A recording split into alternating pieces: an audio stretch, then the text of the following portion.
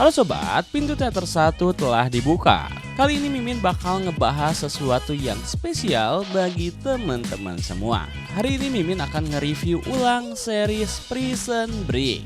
Ya, teman-teman gak salah karena pintu teater 1 akan ngebahas lagi tapi akan sedikit berbeda. Karena kualitas yang lebih baik daripada video-video yang dulu Mimin upload. Karena pada saat itu 2 tahun yang lalu Mimin masih ngerintis, editan masih seadanya, ngerekam masih seadanya. Nah sekarang dengan upgrade tools atau alat-alat yang lebih baik, kita akan ngegarap dengan visual dan audio yang lebih memanjakan bagi mata dan telinga teman-teman semua. Oke, bagaimana keseruan series Prison Break? Kita akan bernostalgia teman-teman semua. Tanpa menunggu banyak lama, mari kita mulai intronya.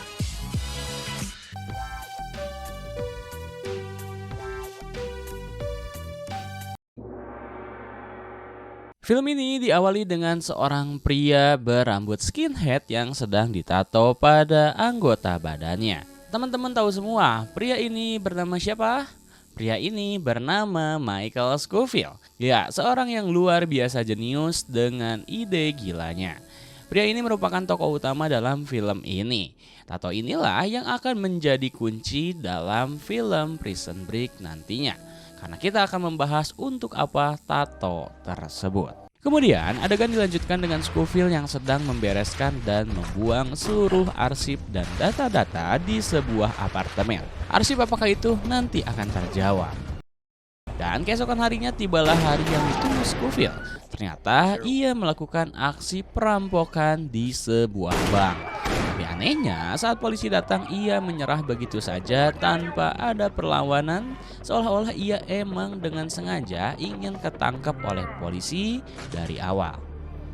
Nah, masuk ke persidangan, hakim nampak bingung dengan terdakwa karena jarang ada terdakwa yang berbicara dengan jujur apa adanya dan mengaku bersalah. Dan pengacaranya pun dibuat bingung dengan apa yang dikatakan oleh Scofield. Pengacara cantik tersebut bernama Veronica yang sekaligus adalah mantan pacar dari kakaknya Scofield. Akhirnya hakim memutuskan menjatuhi hukuman 5 tahun penjara kepada Michael Scofield. Tapi anehnya ia malah tersenyum ketika ia ditetapkan sebagai terpidana. Michael Scofield ditahan di penjara Fox River Juliet di daerah Illinois. Ini adalah gambaran penjara tersebut. Kemudian scene berganti. Perkenalkan, dia adalah Brad Bellick, kepala sipir lapas. Ia menjadi tokoh yang sangat menyebalkan dalam film ini. Lanjut, di sel inilah Scofield ditahan ditemani oleh teman satu selnya yang bernama Fernando Sucre. Ternyata isi dari penjara ini cukup barbar. Perlu mental yang kuat untuk bertahan hidup di penjara ini. Dan akhirnya kita diberitahu untuk apa Michael Scofield sengaja menjebloskan dirinya sendiri ke penjara. Karena Lincoln Burrow. Dia adalah kakak dari Michael Scofield. Ia adalah terpidana hukuman mati yang akan dieksekusi 1 bulan lagi. Karena ia telah membunuh kakak dari wakil presiden. Bayangin tuh, kakak wakil presiden dibunuh sama dia. Apa hukuman yang pantas bagi pembunuh kakak dari wakil presiden selain dari dihukum mati? Nah, jadi maksud dari Michael Scofield merampok bank adalah karena ia dengan sengaja ingin masuk ke dalam penjara untuk membebaskan kakaknya dengan cara membawa kabur kakaknya melarikan diri dari penjara. Karena ia yakin bahwa kakaknya tidak melakukan pembunuhan tersebut dan ia hanya dijebak dan difitnah. Kemudian scene berubah di klinik dalam penjara. Perkenalkan, ini adalah dokter cantik, Dr. Sarah Trankedi, seorang dokter yang menangani orang-orang sakit di dalam penjara. Ia juga merupakan anak dari seorang gubernur. Di sini, Scofield mengatakan rayuan-rayuan untuk memikat hati si dokter. Lalu saat dokter Sarah keluar, Michael Scofield menaruh kertas origami di celah lubang pembuangan air. Untuk apa? Nanti akan dijelaskan. Kemudian scene berganti. Lincoln Burrow terkaget ketika melihat sosok adiknya berada di dalam penjara yang sama dengan dirinya. Dan di sana Michael Scofield di situ menjelaskan maksud dan tujuannya untuk membawanya kabur dari penjara. Kakaknya masih menolak karena itu merupakan perbuatan yang sangat mustahil. Nah, jadi arsip-arsip dan data-data di awal film tadi adalah strategi-strategi untuk kabur dari penjara yang telah dipersiapkan dengan matang oleh Scofield. Banyak misi-misi yang harus dilakukan dengan sabar oleh Scofield, sehingga rencana kabur tidak terjadi secara asal-asalan. Nah, ini yang membuat film ini sangat menarik, karena banyak sekali jalan-jalan dan cara-cara Michael Scofield untuk kabur dari penjara Fox River. Juga, Michael Scofield tidak sembarang memilih orang sebelum ia masuk penjara.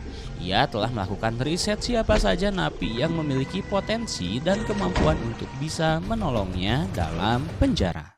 Kemudian perkenalkan, ia adalah Charles Westmoreland. Scofield berkata kepada Charles bahwa ia mengenal istrinya dan ia mengklaim tahu banyak tentang Charles. Bahkan Scofield berkata ia tahu siapa sosok sebenarnya Charles ini. Scofield menyebutkan bahwa Charles itu adalah D.B. Cooper. D.B. Cooper adalah seseorang yang kabur dari pesawat 30 tahun yang lalu dengan membawa uang tunai sebesar $1,5 juta. Tapi Charles mengelak bahwa dirinya bukanlah D.B. Cooper. Suatu siang Scofield dipanggil oleh kepala penjara. Perkenalkan, ia bernama Pop. Kepala penjara mempertanyakan untuk apa orang pintar lulusan sarjana arsitek berada di tempat ini.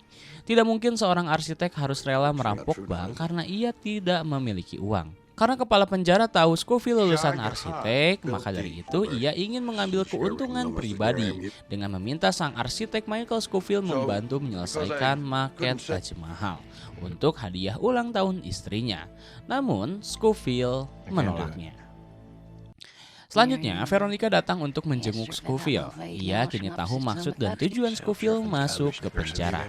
Dan di sini Scofield meyakinkan Veronica untuk menelusuri bukti pembunuhan kakak wakil presiden. Karena Scofield yakin bukti ini telah dimanipulasi oleh seseorang yang sangat jahat. Kemudian scene berganti. Perkenalkan, dia adalah John Abruzzi. Dia adalah seorang gembong mafia yang berbahaya. Sifat kemafiaannya pun masih terbawa di penjara. Ia memiliki jabatan di antara para napi, yaitu koordinator para napi pekerja yang diberikan tugas bersih-bersih atau renovasi. Michael Scofield ingin bergabung menjadi bawahan Abruzzi sebagai salah satu rencana untuk bebas dari penjara. Tapi untuk bergabung tidak semudah itu. Scofield telah memikirkan caranya dari jauh-jauh hari. Scofield memberikan sebuah kode kepada Abruzzi berupa kertas burung origami. Beberapa saat kemudian datang sebuah telepon dari rekanan Abruzzi yang mengatakan ia mendapatkan sebuah pesan yang berisi burung origami, dan di mana pesan itu memuat foto yang berisikan Fibonacci. Dia adalah orang yang selama ini menjadi incaran dari geng mafianya Abruzzi. Jadi Scofield ini tahu nih keberadaannya si Fibonacci. Abruzzi pun segera mendatangi Scofield dan menyuruh agar Scofield segera memberitahu di mana Fibonacci berada. Tapi Scofield menolak karena bukan begitu cara mainnya. Akhirnya Scofield pun dipukuli oleh anak buah si Abruzzi. Karena enggan memberikan informasi itu, karena membuat onar, Scofield dihukum 90 hari dimasukkan ke dalam sel isolasi. Tapi Scofield pun melakukan negosiasi agar tidak dimasukkan ke dalam sana. Akhirnya dia menerima penawaran memperbaiki maket Taj Mahal milik sang kepala penjara Pop. Lanjut, perkenalkan, ini adalah Lisa, mantan istri Burrow. Dan ini adalah LJ, anak kandung dari Burrow, sekaligus keponakan dari Michael Scofield. Terlihat bagaimana LJ ketika menengok sang ayah, ia sangat kecewa kepada ayahnya. Tapi sang ayah tidak bisa berbuat banyak untuk membuktikan bahwa dirinya tidak bersalah. Lanjut, Scofield berobat kepada Dr. Sarah yang meminta agar disuntik insulin karena ia mengaku memiliki riwayat diabetes. Dr. Sarah berkata ia tidak akan memberikan insulin kepada orang yang tidak mengidap penyakit diabetes. Dia akan melakukan tes terlebih dahulu kepada Scofield.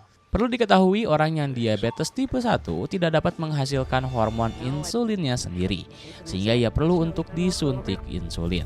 Karena Scofield berpura-pura sakit, maka ia harus makan obat penghambat insulin di badannya. Sehingga Scofield harus mencari obat tersebut. Lanjut, scene berganti. Perkenalkan, dia adalah Franklin.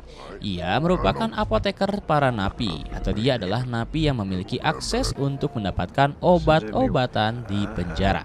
Disinilah Scofield mendapatkan obat penghambat insulinnya. Namun itu tidak gratis. Kabar gembira datang dari seorang sipir. Ia memberikan akses pekerja sehingga kini Scofield resmi menjadi pekerja bawahannya Abruzzi. Ia kini bisa leluasa berbicara dengan kakaknya karena kakaknya adalah seorang pekerja juga. Lalu Scofield membocorkan sedikit rencananya kepada kakaknya.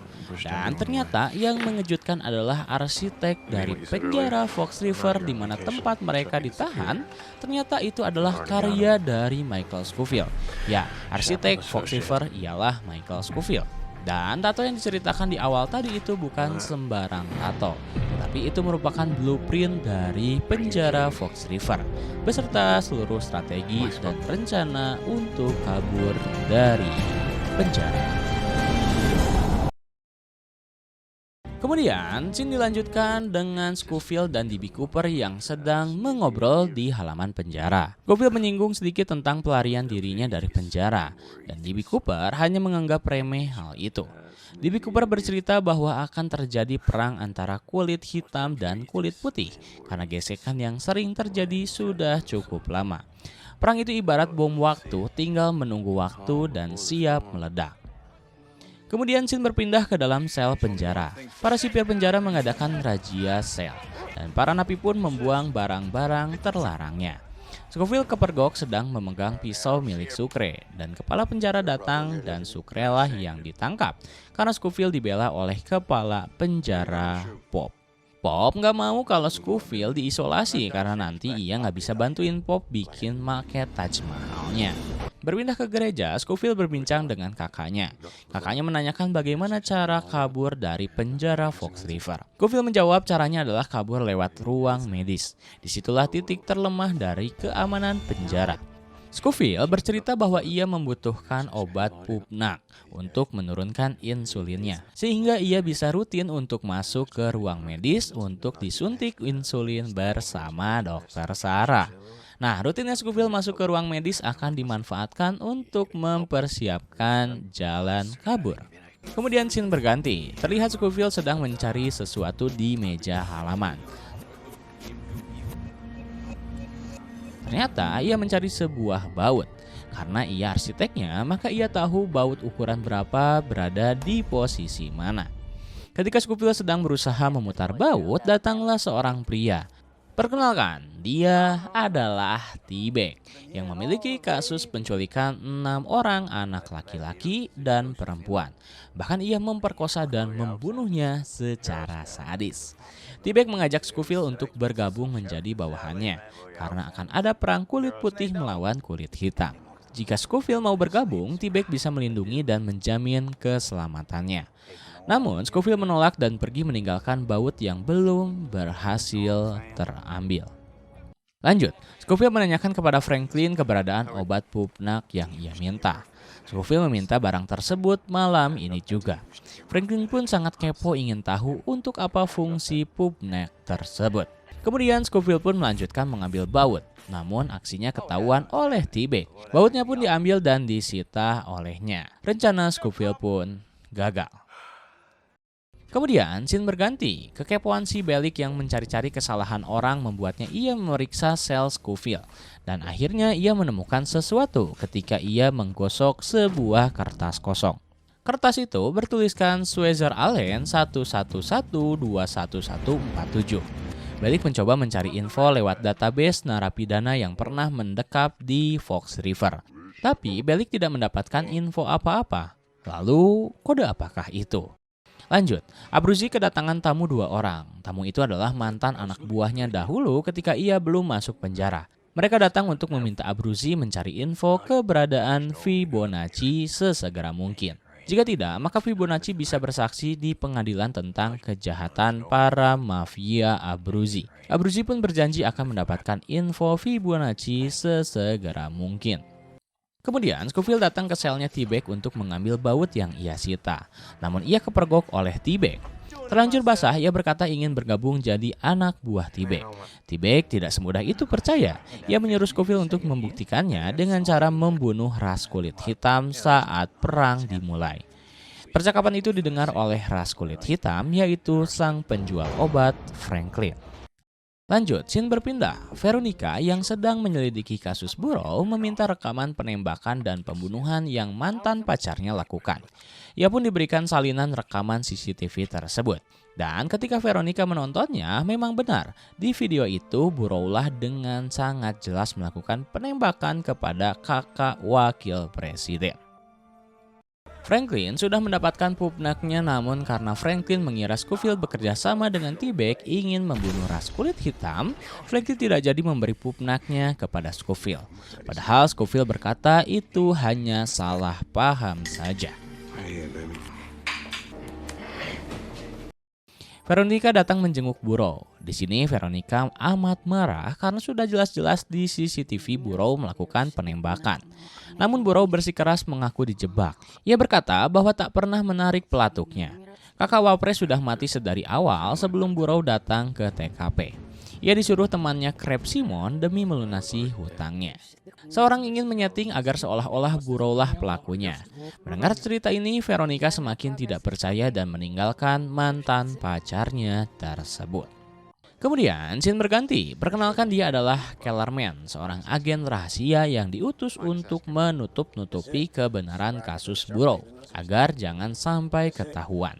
Kellerman mempertanyakan siapa yang minta salinan rekaman CCTV tersebut, dan ia pun diberitahu. Veronica mencari Crab Simon yang memerintahkan Burrow untuk melakukan aksi menodongkan senjata agar hutangnya dianggap lunas. Namun ibunya berkata Crab telah tewas. Kembali ke sel, seluruh napi disuruh berdiri di depan sel. Namun disinilah perang pun pecah. Scofield mencari anak buahnya T-Bag. Ia hanya ingin bautnya kembali. Namun asistennya T-Bag dibunuh kulit hitam dan ia memeluk Scofield. Namun sayangnya malah Scofield yang dituduh membunuhnya. T-Bag pun di sini marah besar kepada Scofield.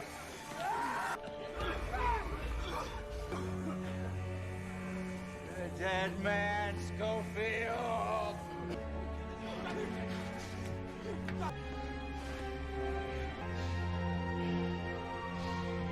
Lanjut, Leticia menelpon untuk datang dan mengobrol kepada Veronica. Ia adalah pacar dari Crab Simon. Ia memberitahu kejanggalan tewasnya pacarnya. Kebetulan sekali ia bunuh diri seminggu setelah tewasnya kakak wakil presiden. Leticia berpesan agar berhati-hati terhadap dalang di balik semua ini. Leticia pun pergi dengan wajah sangat ketakutan. Di sini, agen Kellerman menelpon dengan seorang wanita. Ia melaporkan bahwa ada tikus kecil yang berusaha membongkar rahasia kasus Burrow. Wanita inilah penjahat sebenarnya yang menyeting fitnah pembunuhan oleh Burrow. Lantas siapakah wanita tersebut? Lanjut, kembali ke penjara, Scofield sedang menggosokkan baut ke lantai untuk mengamplasnya. Ternyata baut itu digunakan untuk membuka baut di lubang wastafel.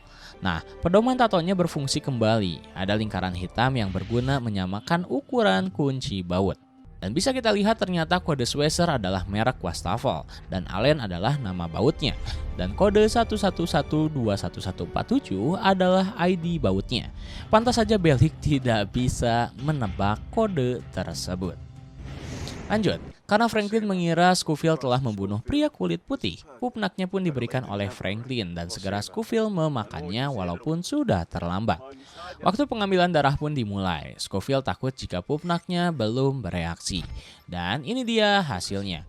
Ia pun positif diabetes. Ia kekurangan insulin. Sehingga dia akan sering bertemu dengan si dokter cantik ini untuk melakukan penyuntikan. Penyuntikan ya, bukan yang lain-lain. Lanjut, scene berganti, Scofield diajak untuk masuk ke gudang oleh anak buah Abruzzi. Dan ternyata Scofield dipaksa untuk memberitahu keberadaan Fibonacci. Abruzzi mengancam jika ia tidak memberitahu dalam hitungan 3, jari kakinya akan dipotong. 1, ia enggan memberitahu. 2, ia akan mati. Dan ya, Abruzzi pun benar-benar melakukan pemotongan jari kepada Scofield. Mereka pun ketahuan oleh para sipir dan Scofield langsung dibawa ke ruang medis. Abruzzi CS berkata bahwa itu hanya kecelakaan biasa. Karena ia dibantu oleh Bellick, maka Abruzzi pun terlolos. Scofield pun enggan memberitahu apa yang terjadi kepada si ayang Dokter Sarah. Dan kasus pun ditutup seolah-olah itu merupakan kecelakaan biasa. Lanjut, mendengar hal tersebut, Burrow sangat marah melihat adiknya diperlakukan seperti itu. Burrow berkata ia akan membunuh Abruzzi, tapi Scofield melarang karena ia adalah kunci rencana kabur mereka dari Fox River. Scofield membutuhkan Abruzzi karena ia memiliki perusahaan fiktif penerbangan pesawat, sehingga Scofield meminta Abruzzi agar menyiapkan pesawat terbang untuk kabur nanti setelah mereka berhasil kabur dari penjara. Lanjut, terlihat Sucre dikeluarkan dari ruang isolasi. Scofield memberitahu bahwa ia akan mengajak Sucre untuk kabur. Alasannya karena Sucre adalah teman satu selnya. Akan sulit jika teman satu selnya tidak bekerja sama dengannya. Yang ada, semua rencana kaburnya dibocorkan olehnya. Mendengar hal tersebut, Burrow pun marah dan tidak setuju. Lanjut, Sucre menelpon tunangannya yang bernama Mary Cruz. Namun yang mengangkat adalah calon mertuanya. Ia mengatakan bahwa Mary Cruz sedang jalan dengan pria lain. Di sini ibunya Mary Cruz mengungkapkan ketidaksetujuannya hubungan anaknya dengan Sucre karena ia merupakan seorang narapidana. Sontak hal ini membuat Sucre kecewa. Di dalam sel, Scofield di sini akan menjalankan sebuah rencananya yang bernama sel test. Dan di sini terlihat ia memiliki sebuah telepon seluler. Bagaimana ia bisa mendapatkannya dan rencana apakah itu? Kemudian, scene berganti, T-Bag datang ke sebuah bengkel. Ia datang untuk membalaskan kematian anak buahnya kepada Scofield. Ia meminta kepada rekannya di sana untuk memberikan alat yang bisa membunuh secara perlahan agar korban tidak langsung mati, melainkan merasakan sakitnya terlebih dahulu. Dan pria itu pun memberikan pisau yang dapat merobek usus dengan kasar dan bisa menginfeksi orang yang tertusuk, sehingga akan mati secara perlahan karena infeksi. T-Bag pun mengambil pisau tersebut. Lanjut, scene berpindah ke tempat Scofield sedang jadi pekerja. Scofield mengeluarkan handphonenya dan menaruhnya di sebuah box. Sucre pun melihat hal itu dan menegurnya. Namun Scofield menyuruh Sucre untuk tutup mulut. Scene kemudian berganti, Veronica mencari pacar dari Crab Simon yaitu Leticia. Ia mendatangi apartemen Leticia untuk menanyakan kasus Burrow, karena ialah yang tahu rahasia kasus tersebut. Ketika Veronica masuk ke kamarnya, ia ditodong oleh pistol, dan Leticia mengira Veronica adalah orang jahat. Tapi di sini Veronica meyakinkan Leticia ia akan baik-baik saja dan menyuruhnya untuk menceritakan semua yang diketahui tentang Crab Simon dan kasus Burrow. Tiba di kantornya Veronica, Leticia menceritakan bahwa Crab Simon pernah kedatangan seorang pria yang tidak dikenal yang melunasi hutang Burrow dengan syarat Crab Simon harus memberikan suatu perintah kepada Burrow. Leticia berkata pria yang tidak dikenal itu seperti orang pemerintahan memakai jas yang sangat rapi. Leticia keluar dulu untuk sebat. Tapi tidak lama datanglah si agen Kellerman ke ruangan Veronica. Ia memperkenalkan bahwa ia adalah seorang pas pampres dan dia menyinggung soal rekaman CCTV yang Veronica minta. Ia berkata bahwa sudah sangat jelas Burrow lah pelaku pembunuhan kakak presiden. Karena Leticia tak kunjung kembali, Veronica mengecek ke ruangannya dan tidak ada di sana. Veronica pun panik mencarinya. Kembali ke penjara, Abruzzi kedatangan tamu anak buahnya lagi. Di sini Abruzzi meyakinkan bahwa dia sedang berusaha mencari info Fibonacci dengan memberikan bukti potongan jari kaki Scofield. Namun mantan anak buah Abruzzi ini memberikan ancaman keselamatan anaknya Abruzzi jika tidak cepat-cepat mengetahui keberadaan Fibonacci. Abruzzi pun berpikir keras. Lanjut, Burrow memberitahu kepada Bellick ada seseorang yang menangkap HP di dalam penjara dan Burrow berkata dia adalah Sucre. Bellick datang menanyakan keberadaan HP itu kepada Sucre. Jika ia tidak memberitahu, maka ia tidak akan mendapatkan jatah kunjungan menjenguk tunangannya. Tapi ternyata di sini Sucre memilih untuk tutup mulut untuk melindungi teman satu selnya yaitu Scofield. Ketika kembali bekerja, ternyata Scofield memberitahu bahwa ia hanya menguji Sucre. Itu hanyalah sabun yang dibentuk menjadi handphone. Karena Sucre tutup mulut, ia lolos ujian tersebut. Maka Scofield memberitahu rencana kaburnya. Tapi Sucre enggan untuk bergabung karena tinggal menunggu 16 bulan dirinya untuk bisa bebas dari penjara. Ternyata Sucre kecewa dengan perbuatan Scofield dan memutuskan untuk pindah kamar karena tidak mau terjebak masalah yang lebih jauh. Kemudian scene berganti, Abruzzi mengajak kerjasama kepada T-Bag untuk menghancurkan Scofield. Ia pun merencanakan sesuatu. Scofield dibawa ke sebuah ruangan oleh Abruzzi CS dan ia dipertemukan oleh T-Bag. Ketika T-Bag akan menghabisi Scofield, malah T-Bag yang dihajar oleh Abruzzi. Di sini Abruzzi menyatakan minta maaf atas kesalahannya. Dia akan mengikuti rencana Scofield. Scofield pun memberitahu rencana kaburnya dan ia meminta menyiapkan sebuah pesawat. Tapi ia tidak menyebut dulu jam dan harinya. Untuk berjaga-jaga, Abruzzi berkhianat. Kemudian Bellic datang ke sel Scofield, memberitahu bahwa akan ada teman sel penggantinya Sucre. Temannya itu berasal dari tahanan bangsal kejiwaan. Dia adalah Highwire, orang gila yang baru sembuh. Makanya itu dipindahkan ke lapas yang normal bersama Scofield. Sungguh masalah baru bagi Scofield. Lanjut, terlihat agen Kellerman dan rekannya pergi ke sebuah tempat yang sepi. Dan ternyata merekalah yang menculik Leticia. Dan mereka pun dengan sadis membunuh Leticia yang tidak bersalah. Kembali ke sel, Scofield mencoba membuka wastafel dengan bautnya. Ternyata Highwire belum tertidur. Karena ribet ngomongnya, kita ganti Highwire dengan Sigelo ya. Dia mengatakan bahwa dirinya mengidap lesi neuroanatomik, atau artinya dia tidak bisa tidur sama sekali. Lantas bagaimana Scofield bisa kabur dari penjara dengan teman satu selnya yang sulit untuk dikondisikan dan tidak bisa tidur ini? Pantengin terus series Prison Break. Oke, lanjut. Scene dilanjutkan dengan Scofield yang sedang membongkar wastafel saat Sigelo tidak berada di dalam sel. Dan kemudian Sigelo pun datang. Sigelo menyadari ada sesuatu yang aneh dengan tatonya Scofield. Dokter pun datang. Sigelo ini masih makan obat secara rutin agar menjaganya tidak menjadi gila kembali. Sigelo pun memakan obatnya tapi segera dimuntahkannya kembali. Ia berkata mereka ingin membuatnya menjadi bodoh dengan obat tersebut. Kemudian Sigelo ingin melihat tatonya Scofield, tapi Scofield keberatan dengan hal tersebut.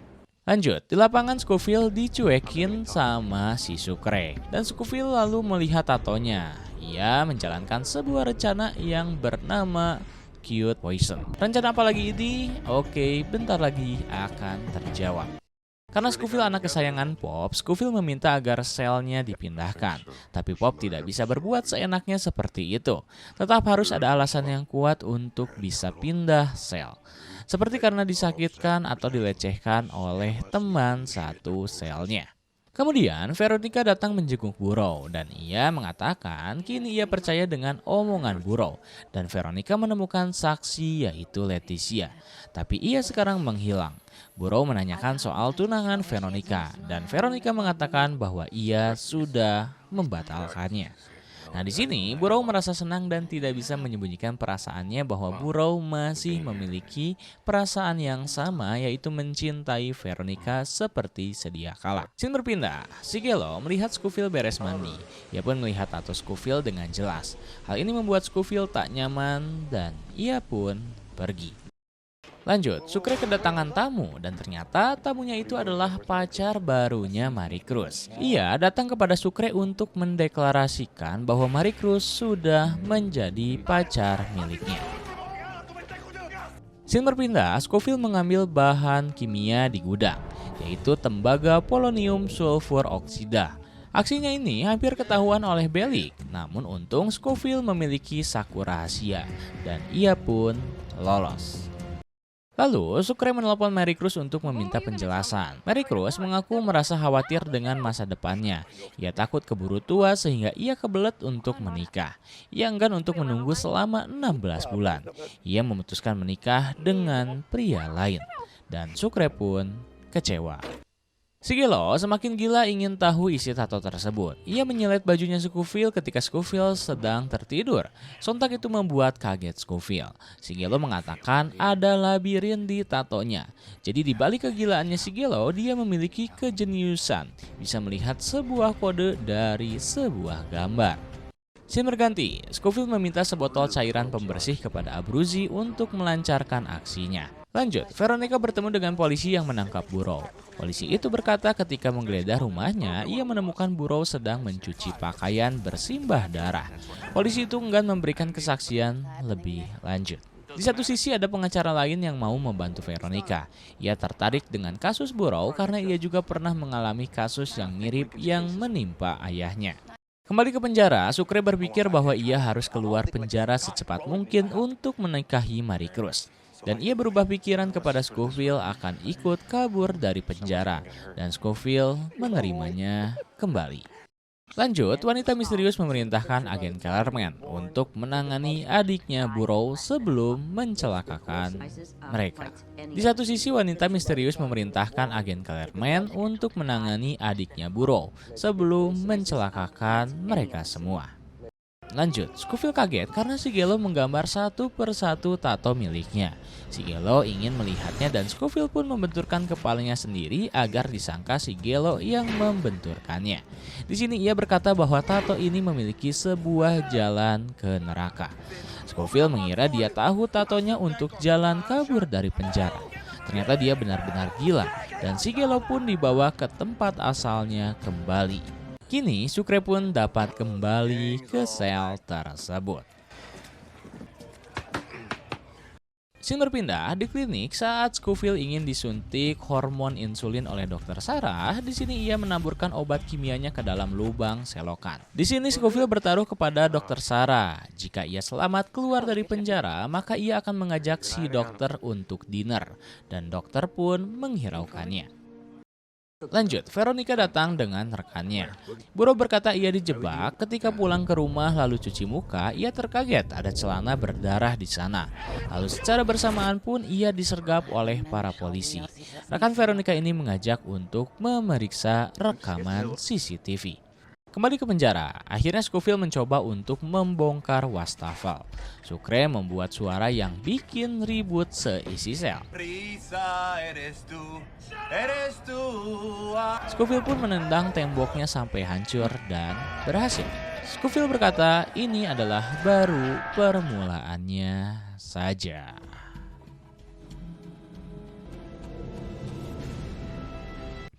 Bersambung.